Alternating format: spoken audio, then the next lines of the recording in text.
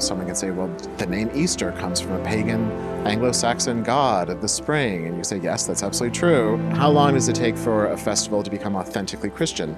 Let's say, for the sake of argument, that I wouldn't say it's Constantine, because these things are in play before Constantine, but let's say that the reason Easter is a spring festival is because of pagan spring festivals. Okay, so let's say the first year that takes place, people are like, oh, this is fun, this is familiar. I kind of remember this from when I was a pagan, now I'm a Christian. Let's fast forward 20 years. Do people still have that association? 40 years, 60 years.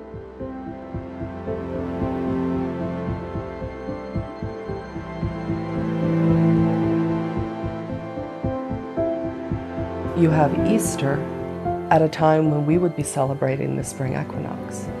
What we see with Easter / Ostara is the survival of symbolism.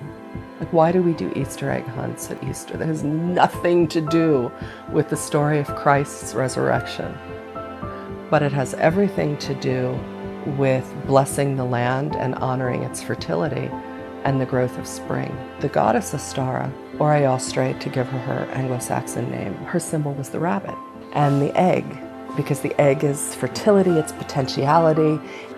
Well, I don't remember anything about rabbits or eggs in the Bible, but some of these symbols, because they were important to folk practices, just survived.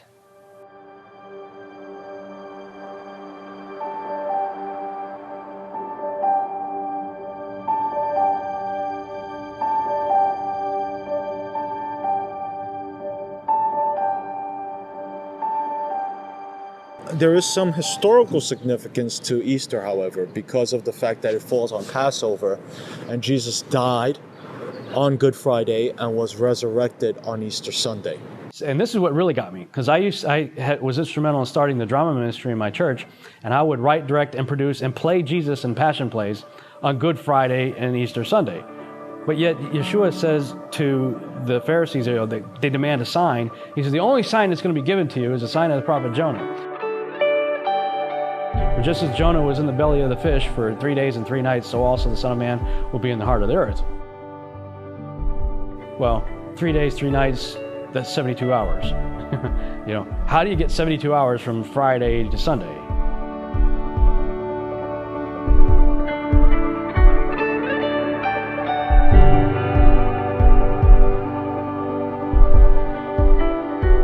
That's like seriously fuzzy core math right there. You can't make that happen, and yet that's the only sign that would prove that he was who he said he was.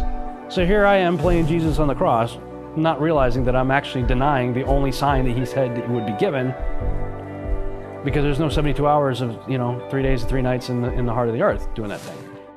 There are certain things that never even crossed my mind before. Like, remember the 3 days and 3 nights problem?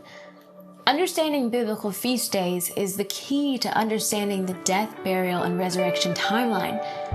The gospel accounts can only make mathematical sense if we understand that there can actually be 2 Sabbath days in 1 week. Here's how the math works. Yeshua dies on Wednesday afternoon, which was both the Passover and a day of preparation. At sundown, an annual Sabbath called the Feast of Unleavened Bread begins. That's why Joseph of Arimathea tells Pilate to let him put Yeshua in the tomb before sundown.